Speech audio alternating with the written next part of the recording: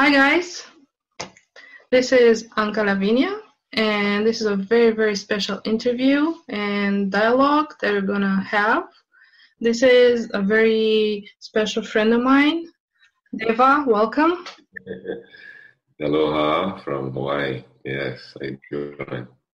Wow, that is wonderful that we can have such an interview, such a discussion. You being in Hawaii and me being in Romania, Europe. That is wow. Technology, internet is amazing. Thank you. Thank you for accepting this wonderful meeting tonight and today for you.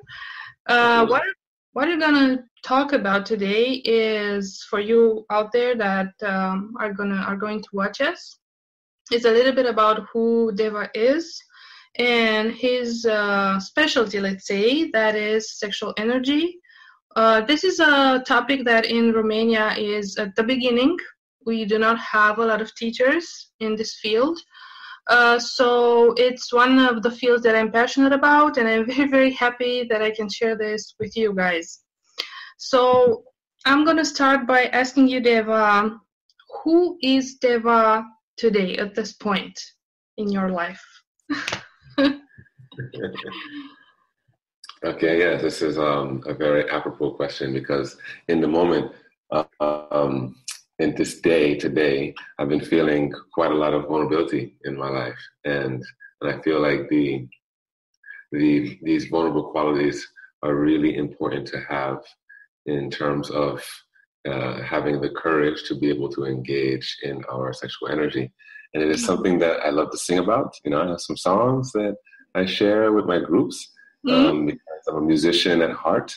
And so although I do facilitating classes and stuff, like my musician heart in me brings out the poetic form of what it means for us to experience our pleasure centers in our body. And literally every cell of our body has this quality to ring at the vibration of orgasmic pleasure.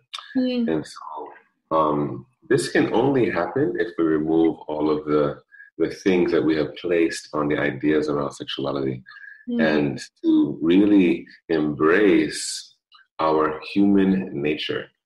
And at the same time, this is very important, which is why I have a lot of vulnerability around it, be able to meet others where they are on their path. Because the truth is, most of us, including myself, have had some conditioning from our past that has inhibited our ability to feel our own energy and to be able to say, okay, this energy of mine is non-shameful, it's beautiful, and I can maximize the potential of this energy in my body without the need to exploit it onto someone else. So many of us, we feel this energy and we think, oh, I need someone else in order to explore and to beautify this pleasant sensation in my body. Will it be orgasmic pleasure?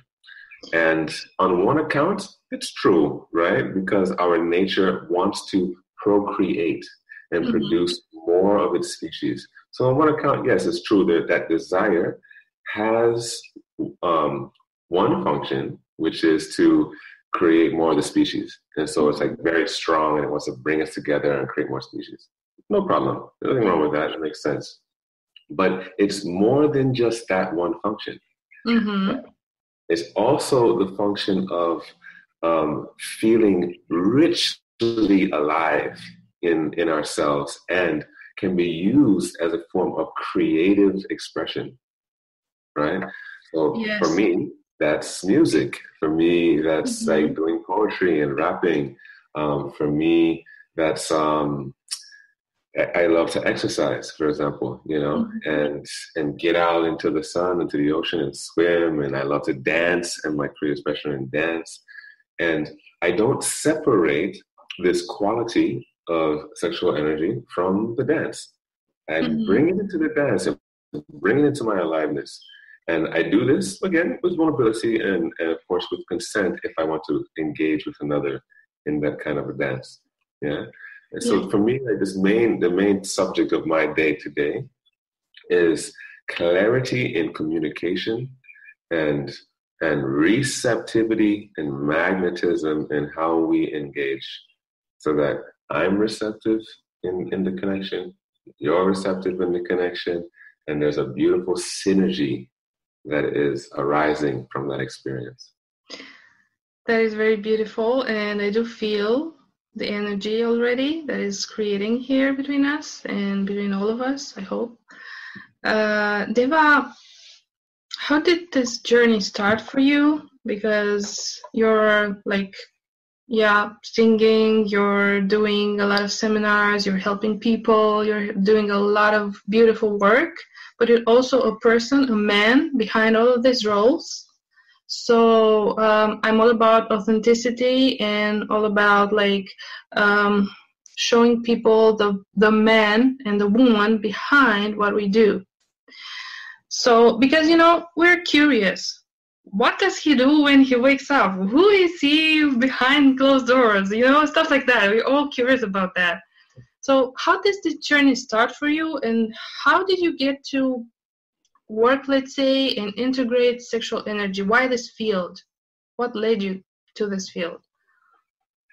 I have, for some reason, I like to kind of really challenge myself. And it is by far one of the most challenging things that I've ever done. It's actually a very edgy path because many people project their fears on the ideas around sexuality. And so a part of me is also on the edge where it's like, whoa, I want to come out of this completely. And then a part of me is like, whoa, so many people need to know about this and like heal themselves around this. So it's been that kind of experience for me where I'm back and forth, like, wow, can I hold on? Can I purify even more? Can I find my niche and way that helps others be able to synergize with me, and where I'm coming from and where my truth is, without any projections or exploitations or misunderstandings? And the answer is no. Like, people will always misunderstand. Yeah. People will always kind of project their ideas on their experience of life. And a part of that is okay, because this is the way that we learn. This is the way that we find our way to feel safe in our environment. And it helps me to find more courage, more clarity around communication and around the skills that are actually what can create the effects of sexual liberation in our energy field. I'm not so interested at all with, specifically when it comes to this community that is engaged in these talks, in kind of like exploring with everyone or with many people. This is not interesting for me.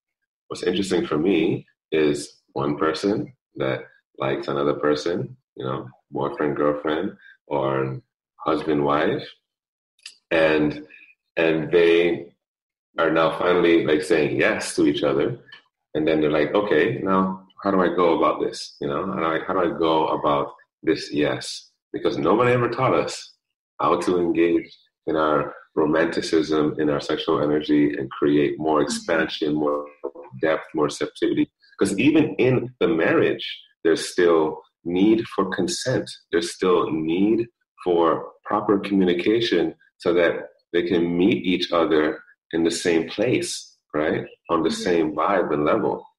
And so, for example, maybe one has certain desires around their sensuality that the other has no idea about. For example, it's a very simple but like funny kind of example is like, maybe it's very important for the man to take a shower before he actually comes to bed for the woman. And she loves him so much, and so she kind of compromises. I was like, oh, well, it's okay, I love you. But it will help her open up so much more if she felt comfortable in her senses to experience the connection. You see what I mean? Yeah. And so communication is there, that's loving, that's honest, that's like able to allow him to embrace, her and say, oh, okay, this is what you like. I love you too. Yep, let me go and do that. It could create such another step, in what can happen in the beauty of their connection. So communication is the foundation. Communication is the foundation, absolutely, And so my each and every day, waking breath is a form of communication for me, breathing, waking up in the morning, I give thanks every morning. Thank you for, I've been doing this for 10, 15 years now. Thank you. I want this energy to lead my life. Even if I'm feeling like a bit down or a bit upset, I'd still come in with this, even if it's difficult. I was like, I don't want to do anything. I just want to lay here and say screw the world, screw all of you. I just come out in front of nothing. I still say, okay, this is a cloud that is passing by, and clouds aren't bad. They bring the rain, which brings life, and they can bring, like you said, beautiful rainbows. Because when that sun shines again, and the sun is always shining. It's just sometimes clouds are in the way, it's on the other side of the world. Where it is for me right now, and for you it's at night. So this is so my each and every day practice, and again, it's been 15 years or more that I've been studying a lot of this work around communication, relationships, and sexuality. Is to embrace our daily emotional flow, and to be okay with it, to just say, okay, this is what's coming from me today. Can I love this part of myself? Can I love my body's calling to feel, and to no longer suppress this feeling? And one of those feelings that is most suppressed is our sexuality. And our orgasmic energy, orgasmic energy, it gets suppressed because we believe it's very inappropriate. Where all the other feelings, they have certain inappropriateness to them, but we express them a lot more. Anger, sadness, fear, love, happiness. All these various things that I like to share with people. What is exactly, or how would you define, simply put, for people that are watching us and are beginners, let's say, or not very comfortable with sexual energy yet? What is sexual energy? How do we explain this so that it comes out from that cloud that is, How do we make friends with sexual energy? All right, good. So in my interpretation of it, it's life force.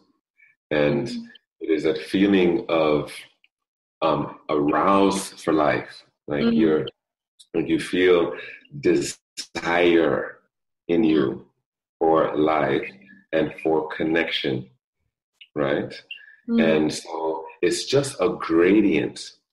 It's just a gradient of a spectrum of sensation that we can feel. And so that desire for one person or another can grow into a place of and I feel this need to make love with this person, right?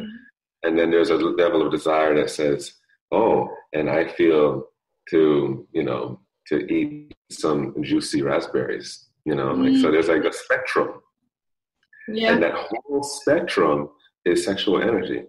But what we've done is we've cut it off, and we said, this part of the spectrum is appropriate and okay, and this part of the spectrum is not okay unless it's with this particular person, And so what we've done is we've not allowed for our energy to just be moving through our body and just own it for ourselves, much less be able to express it as our life force and as a utilization for creativity, in our arts. It can be very sexy to create a beautiful painting. Sure. It can be very sexy to do some salsa dancing. It can be very sexy to go into a waterfall, in nature, and allow it to just endow you with so much of this negative ions and this richness, and it feels really, really good. And can we bring the quality of orgasmic pleasure to that experience? Absolutely. Do many of us feel that that's inappropriate? Absolutely, right? Like, oh, it feels so good, but can I like start making like orgasmic sensations or noises with this? Oh, can't do that, right? And so it's been cut off. And it's been cut off because of our judgment about it, not because somehow there's something wrong with it. There's nothing wrong with that energy. Of course. You know? And so I'm inviting people to embrace that part of themselves with consent. Because again, not everybody is open to that, open to that experience. A few like steps or practices that you could teach us, give us like simple practices for us to connect with the sexual energy. I'm sure you have a lot, but just like a couple of them. Many. There's many. But the number one practice is to explore yourself and to love your body's calling. Yeah, to no longer suppress or to shame that. It's been far too long that we've suppressed ourselves and others. Oh, don't touch yourself, to kids and to everybody. It's saying this is wrong. You enjoying yourself and enjoying your body is wrong. And instead say, okay, enjoy yourself, enjoy your body, but expand what that means. Expand what that means. It's not just specifically, okay, I'm going to go direct to the point of most nerve endings, highest stimulation, and try to end this experience. Because it's almost like an energy that is too much, and then I want to finish it. Right? So many of us treat our genitalia in this way. Right? If we're single or if we're not with somebody, and then we start feeling the sensation, it's like, okay, I'm just going to kind of like rub this energy off and like end it so that I can think again. You put it very beautifully when you were here in Romania. You said something like, we treat the arousal and that energy that we feel like it's a problem, or the brain treats it like it's a problem, and we want to get rid of it. Right. So we do everything we can, so we end it, like you say. It stayed with me, Yeah, exactly. So rather than doing that, and there's nothing wrong with that, there's nothing wrong with that. It's very nice to have that kind of like dopamine release and alleviate oneself and relieve stress and like, or rest well or something like this. There's nothing wrong with it per se. However, it can become an addictive pattern. And to be able to observe that, like, okay, am I doing this through some kind of like addictive pattern based on the dopamine release, based on like a function to alleviate stress, like we do when smoking cigarettes. Exactly. Mm-hmm. So for me, the idea is like taking the energy and nurturing it, and nurturing it by moving it through the rest of your body. So if you're going to explore yourself, explore all of yourself, like I said, every cell has this function. And to be able to enjoy that and give more love to yourself. So it's a self-love practice. When they say offer yourself self-pleasure, you're just loving yourself without goal.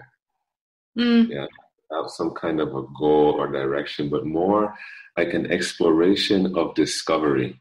Oh, this is how my body likes to be touched.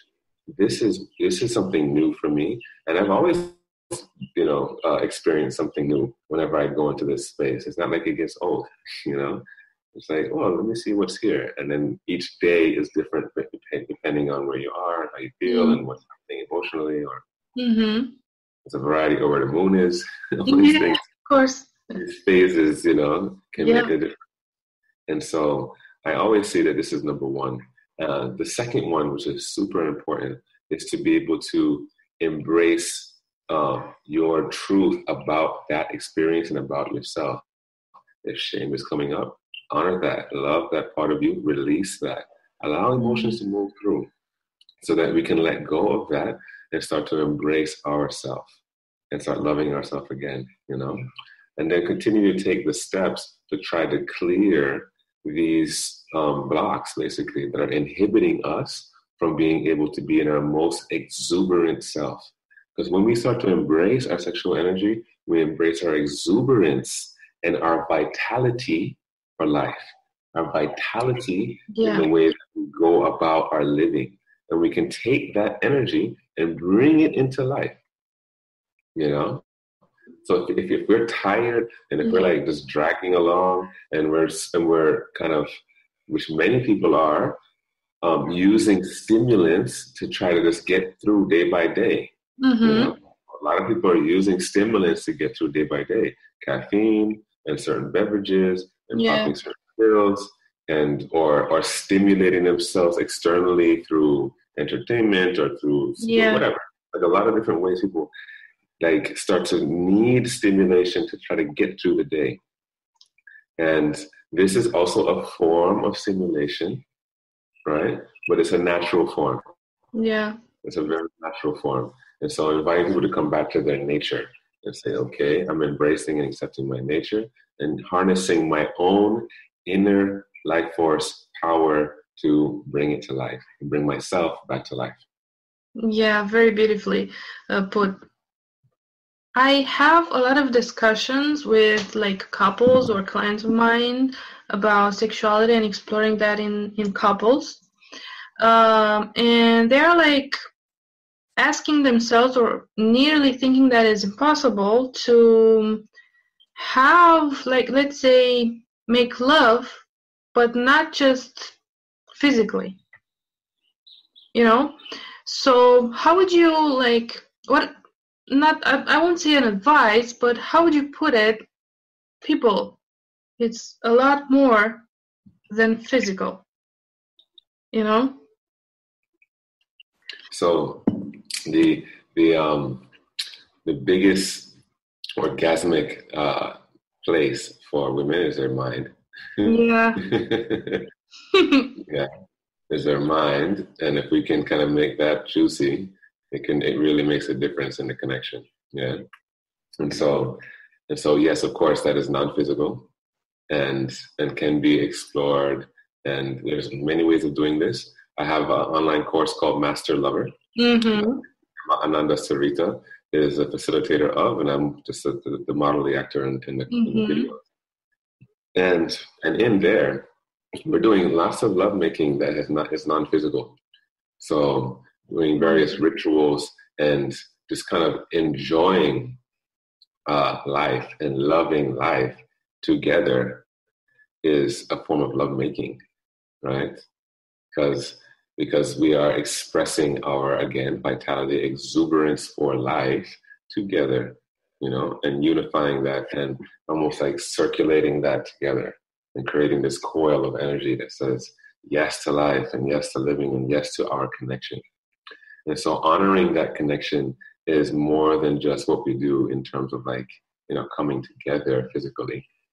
And so I would definitely recommend going to my site, and you can see that and explore a full online exploration of Tantra, and one that is about lovers learning how to love, yeah, and becoming deeper lovers together. And so I also do private sessions and calls, and in those, what I look for is the untold truth. And so many of us have an untold truth or unconscious false notion about ourselves. And so I try to help them see where that is and what that is and bring clarity to that so that they can address that and remove that from their disconnected states. Because there's some kind of fear or some kind of doubt about oneself that is now affecting the relationship. And so if we can find that and remove it, and because they say, oh, you know, I'm not good enough because XYZ, right? Mm-hmm. Okay. Now, and we find the actual detail of it and say, okay, now is this absolutely true? And the answer is pretty much 99% no. It's not absolutely true, right? It's a false identification that we have that's in the unconscious mostly. Because if it's in the conscious, then we start working on it usually. So I bring it to the conscious, say, okay, this is not true. And so let's embrace and love ourselves through this so that we can come with more love to the connection. Yeah. And in that, we bring more safety and more willingness to be able to show up for that bond. And then it becomes more beautiful. Yeah. So I usually focus more on that. Yeah, there's lots of different like specific techniques, like different rituals that we can do to kind of formulate more of the connection. Mm-hmm. But these unconscious things will continue to plague the relationship if they're not addressed. Mm-hmm. And so I like to get to the roots. Yeah, so that's beautiful. Yeah. And say, okay, this is the root. Now let's go ahead and replant into some fertile grounds so that we can grow and blossom and bloom. So actually, it's all about connection with myself first, being present with myself, learning how to be in my own body and how to enjoy it, seeing and observing my unconscious beliefs, my fears, my shame, my guilt, and stuff like that, and working with those. And once I do that, I free myself and I kind of, let's say, free the vital and sexual energy that inhabits all of us. And I can bring myself into the relationship in a more open and more joyful way. And also, from what I understand from you, in a relationship, I need to continue paying attention to myself, be open, communicate with the other one, and explore, how you said, the life together. And being like more specific, like, I don't know, breathing, for example. Two people meeting, they can spend like 5 minutes, 10 minutes breathing, watching, like gazing at each other, so that they can have a deeper connection. Because we lack connection, right? We lack connection. We lack emotion and communication like this. Yeah, so this is some practices that come from the yogic traditions, which I did many, many years of. I did, lots of Kundalini yoga, where you spend hours, like staring into the eyes and doing different mantras and different mudras while, like connecting directly into the eyes, chanting. Yeah. So yeah, that's work.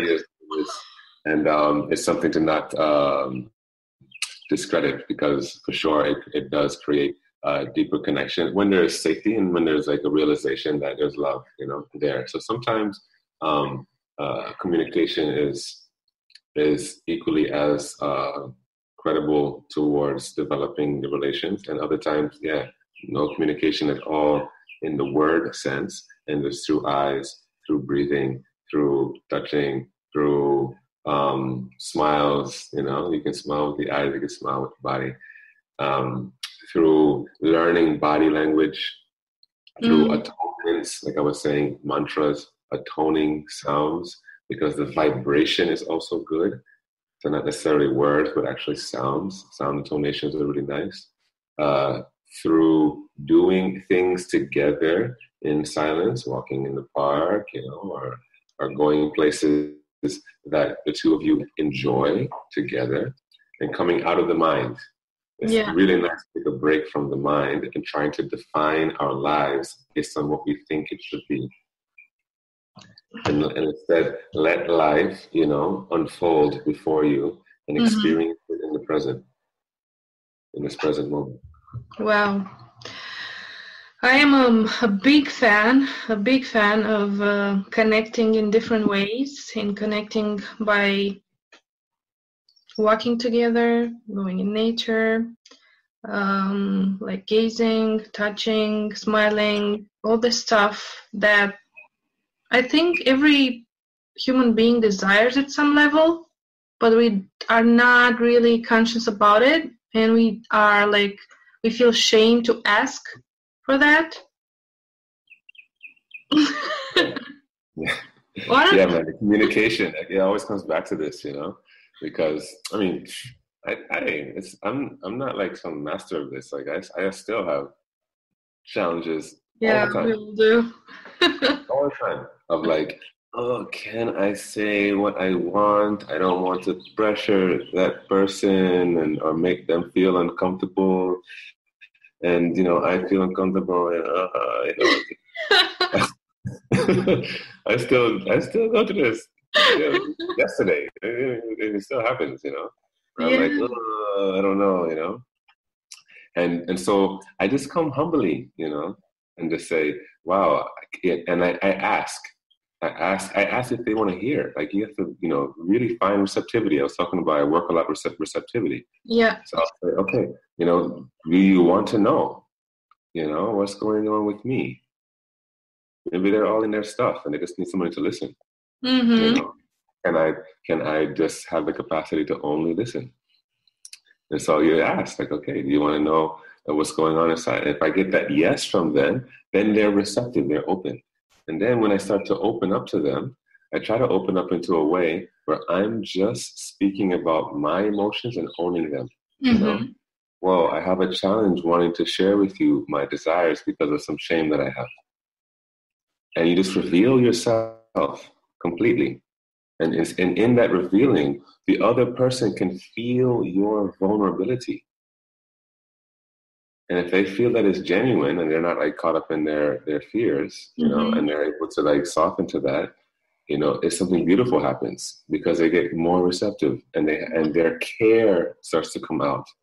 This person's not a threat. They're not against me. They're not accusing me of anything. I can open up even more. I'm more receptive. But most of the time we go into projection, and in that projective phase, the other person feels like they're threatened or that they're a threat of some form, and defense comes in. Yeah. And there's no connection. There's no connection, and it could even be something as simple as like you want something from them, and they want just the freedom to be able to be in their yes or their no, and don't want the obligation. So it's not necessarily something bad. It's just more like it's like we're always in this space, even in a marriage, in the space of am I free in this connection? Mm-hmm. Am I liberated in this connection? I want to love, but I want to be free to love, to love this person, not be obligated to love, and that's where the tension is. That's where tension lies in most relationships. So to learn to communicate well and to humble oneself and say, wow, I have desire and I don't want to obligate you, but I want to share what my truth is, Wow. and allow us to be able to explore this. And I feel vulnerable about this because I love you and I love the connection that we share, and then you get the yes, and you say, okay, cool.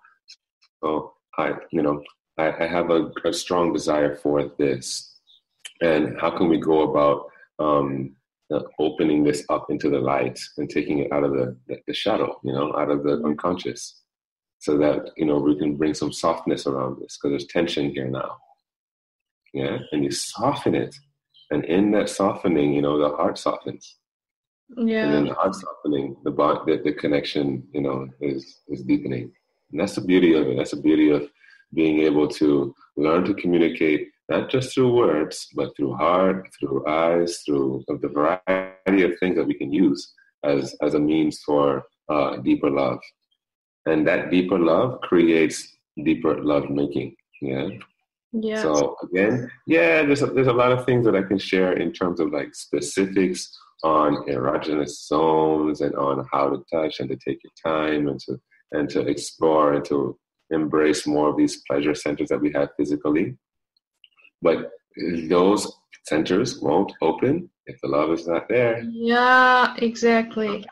So none of that matters at all. The love and the connection is ultimately what's really going to bring in the depth and the quality. I noticed, and maybe you also noticed or that women have difficulties in expressing their needs and their desires, and that men have difficulties in having patience and understanding the way a woman works. Yeah. And this is a very soft spot for everybody because, like I am a woman, so I know that I need time and I want patience and I need a space created there. And most of women have been growing up with like a lot of bad stuff, let's say, yeah, about sexual exposure or sexual desire, or not even the question of pleasure. We mostly don't know what pleasure is. We don't know how to ask for that. Mm-hmm. So, as harsh as it may sound, we women are almost all the time a little bit violated. I don't want to use the harsh word, the very bad word, because we don't know how to say stop. We don't know how to say I need more time. We don't know how to say I'm not comfortable with this. And what is worst is that we are not even conscious about our own body. Like, am I comfortable with this? Or am I doing this just because he wants it? Yes, so yes. This is painful. Yeah. This is such a big subject in our world today, with the whole Me Too movement. And it's very, very, very touchy, because there is there's a responsibility of the man communicating consensually with the woman, to find that yes, and to be absolutely sure that that is there before engaging. Yeah. And then there's a responsibility of the woman to communicate when she has a no, so that he knows what to do. He knows to kind of like back off, and then has to take responsibility if he doesn't. Because she communicated very clearly. And so this is a really touchy subject. and one that's like very like strong and in this field today. A lot of people are exploring this and talking about it and trying to find their way in that. Of course, there's some people who are quite conscious about, like, without somehow making it one-sided, where it's like, men are bad and they've done wrong. I know. All men are pigs, all women are whatever. Yeah, exactly. This is not very helpful. No, not at all.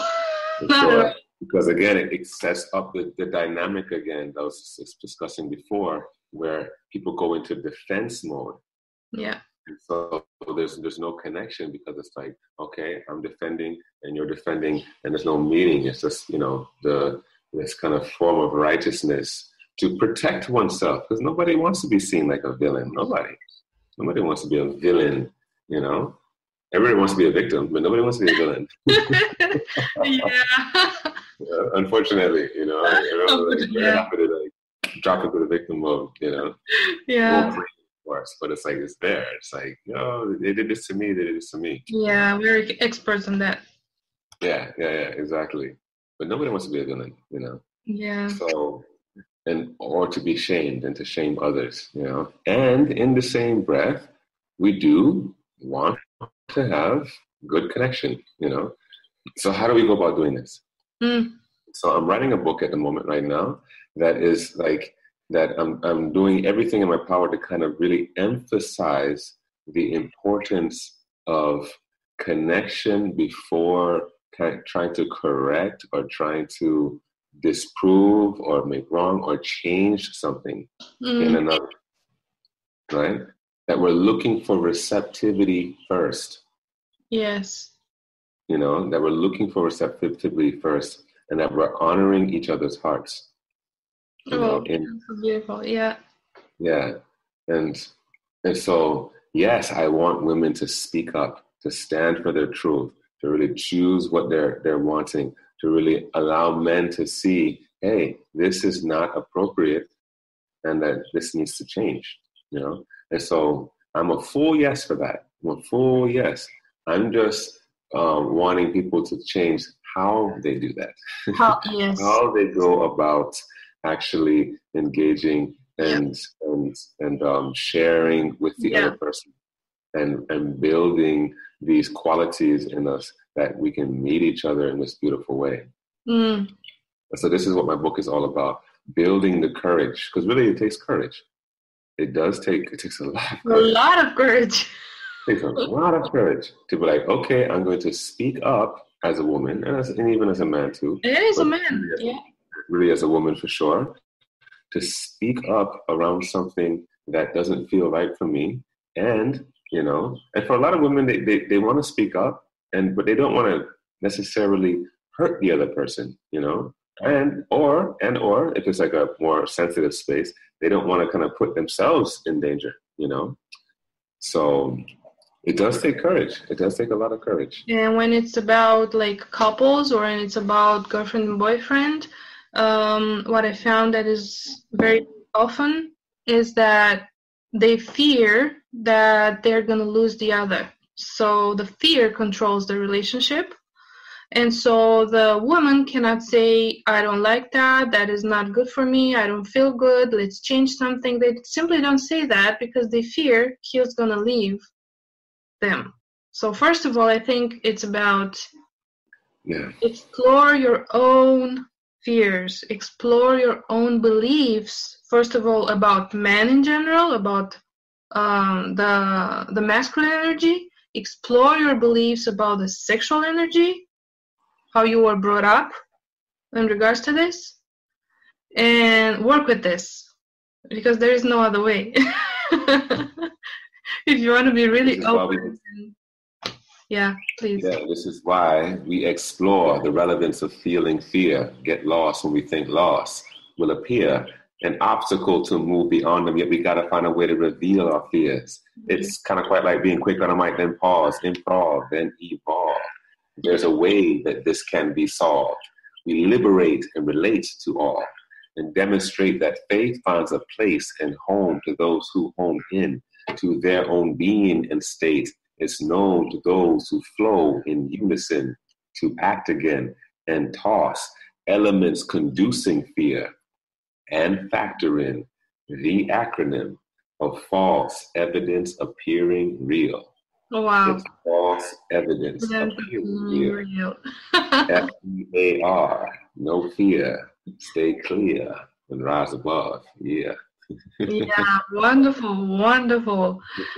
Deva, you're an artist and you're a very sensitive man and you're an example for men because, guys, I know Deva from before, and what really made me appreciate him was his vulnerability, his openness, his easiness to be himself, to flow with everything that is going on. And yeah, you could say a few words to men out there that are really not aware of their own vulnerability and their own emotions, and that are very afraid and isolated and do think that they need to be really strong in a bad way. Yes, then it's time to redefine what we think strong actually means, because for too long we have placed our emotional states into a box that says, okay, these feelings are weak and then these feelings are strong, and by doing so we have literally suppressed ourselves and disabled ourselves from being able to be an authentic person. Yeah. And women and men alike, we want to see your authenticity, that you are brave enough and bold enough to stand in your truth, even when that means that you're hurt, and that you're able to be in that space without projecting, without having to somehow accuse and make wrong of others, and just be in this energy that you have inside. Mm-hmm. This energy you have inside, it is your way of letting go. It is your way of bringing awareness to your life. Every feeling is a beautiful quality. And so let go of this male chauvinistic macho mentality that is far too long been suppressing each other and ourselves. It's okay to feel. It's okay to be real. It's okay to acknowledge that we're human beings like anybody else. We're not made of stone, yeah? And sensations can arise. And if we can keep embracing each other as brothers and say, yo, it's okay, feel those feelings. Give that to our sons. Give that to our brothers. Give that to our fathers. Let them know it's okay to sense oneself. And that doesn't make them less of a man, but it makes them more of somebody of true authenticity and courage to feel. And let's embrace that as a part of our manhood. Amen. That is wonderful. I always say to my husband that I love it when men cry. I love it when men say, I can't, I don't know, I feel so weak right now. I just need to be in this space. I would love it if men would do that more. I'm like almost tearing here. It's men are also souls, also hearts, also have feelings. Yes, and they also have a commitment to be the provider, a commitment to doing well in this world, giving back to the world. And so this part of them that doesn't want to break, doesn't want to falter or come down, we don't want them to lose that, so to speak. You know, there's nothing wrong with that. This is great. It's just more embracing all of you, like all the qualities that we have as a man, and not somehow segregating ourselves, saying, oh, these qualities are not who I am, and these qualities are. It's to let go of this kind of like separation that we've created based on some kind of ideology around what we think it means to be a man. And I can let go of this man idea. That's a human being in general, you know? What it means to be human. Because there's very few differences actually between a man and a woman, and we have kind of placed them onto each other and gave each other gender roles. Okay, as a woman you should be like this, as a man you should be like exactly that. And there's certain little things that we can say, oh, okay, it makes sense, you know. For the most part, there's some women who play very powerful leadership roles, and I'm very happy for that. You know, it's like yes. There's this woman out there and she's showing this kind of like fire that she has inside to get things done and to get out there. And we consider that a masculine experience. Nothing wrong with that. It's totally great. You know, it's beautiful. You know, and the masculine energy we both share. And I have feminine energy, you know. Yes, of course. And to be able to embrace that. And some men have more feminine energy. Some men have less. And to just honor that naturally, like, okay, naturally he's much more of this, you know, hardcore guy that wants to chop wood and like, you know, and bring home the bear and the buffalo and like, you know, build the fire. It's fine, but great. There's enough. This is fantastic. You know, it's like awesome. But not every man is going to be like this, you know, and to idealize that, like, oh, that's the man. Like, let go of that, you know. But that man also has feelings and emotions, and he feels vulnerable. Even if he brings the bear home, he also has times when he feels like heartbroken or sad, or I don't know. Exactly. Yeah, his woman could leave him and it could be devastating. Yeah, you know? Of course. So you need to embrace that. That is all we're saying. Totally. Getting back to the sexual energy and preparing ourselves to wrap up, because, you know, time passes and we live in a time frame still yet. Time frame mold. How can we bring the sexual energy into our lives separate from the bedroom? Because we put it only in the bedroom and we put it only in like making love, and we do not have any concept about sexual energy outside, like in our day-to-day activities. How do we bring that to our day-to-day activities? What should we do? How should we, you know, understand that? Yeah, for sure. I'd say to break loose of the taboos and take off your shoes. Be a conduit to earth as you absorb the hues of the sun's anatomical energy in exchange to and fro, an ever-growing genesis in every grain. This is sex, y'all, with what brings life to all. The synergy of energy, creating what you call the synergy between us. Can you feel the energy align us? For it reminds us why we came, because it's that synergistic energy exchange. Synergistic energy exchange, SEX. And so if we can take our ideas around sex and sexuality out of the bedroom, bring it into life, feel the energy that you connect with somebody or with plants, with animals, with nature, with water, with the elements, and feel the synergy, right? The connection that is there. This is sexual energy. Yeah. Feel that, amplify that, enjoy that, desire that, right? Have desire for these elements into your life. And that desire, you can apply it like warmth of a fire on a cold night. It feels so good, doesn't it? It's freezing outside and this fire is warming me up. You're having a synergistic energy exchange, right? Allowing that warmth to penetrate you.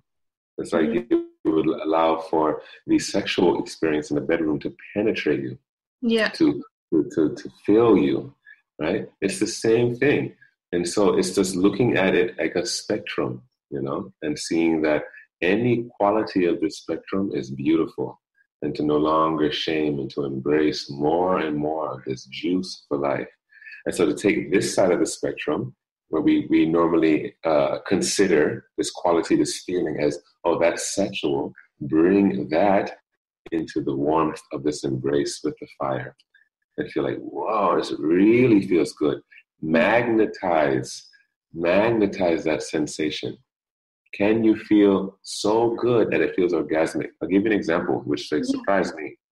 I had an ex-lover that we go to the beach, and it was a nude beach. We go to the beach in the mornings, and we do sunbathing in the beach. One day, this was after like lots of lovemaking, we go to the beach, and we're lying out, and the sun is just rising. And as the sun is just rising, the rays are hitting us, and the rays are directly radiating onto her vagina. Wow. And just the radiance and the warmth of the rays brought her into full orgasm. Wow. She experienced full orgasm just from the sun rays penetrating her vagina. Wow. So this is what's possible. It is. This is the level of possibility that can happen if we allow our sexual energy to just be alive in us. Right? She needed no touch, no penetration, just connection to nature, to the sun, and to experience this beautiful sensation in her body. And you can do it too. Yeah, of course. Everybody can do it. But Deva, where do we start? Where do we start doing so that we get there? Like, where do we start to feel our sexual energy? You know? Start with your level of authenticity. Tell the truth to yourself about yourself. Yeah. I have been using suppressants for a long time. I can't feel this part of my body. I'm ready to now open up, embrace this side of myself, and start seeing how I can grow. Just right where you're at, you know? Yeah. Be in your own truth. Bring the courage to you, and then you can move to another layer of truth, telling your truth about yourself to another. Wow, I've had this, and I didn't even realize it, you know? And I want to embrace it some more. Or, wow, I'm super, sexually charged, and I don't know how to handle this. And I want to now explore how to be with this energy without shaming it any longer. Because there's plenty who are just very just like electric. Yeah. And they're not sure how to work with this, young or old. And so to start bringing just layers and layers of authenticity, to authenticate oneself, will then start to open the doors to that liberation of our sexual life force energy. Thank you very much. It was inspiring. It was soft, gentle. It was emotionally open and vulnerable. It was poetry and was story altogether. Deva, tell us where people can find you. Where should they go to find you? Best place to find me is on Deva Presence, so DEVA presence.com. I have a new site, and it has pretty much everything that I love in my life, including my music. So you can go there and see my music, you can see lots of videos, and a lot of my blogs. I write a lot. Eventually, it'll turn into another book, and so I'll be happy if I can get your emails to send you my book and send you this information so you can continue to authenticate oneself, explore this beautiful energy we have inside, and liberate life. Wow, that is great.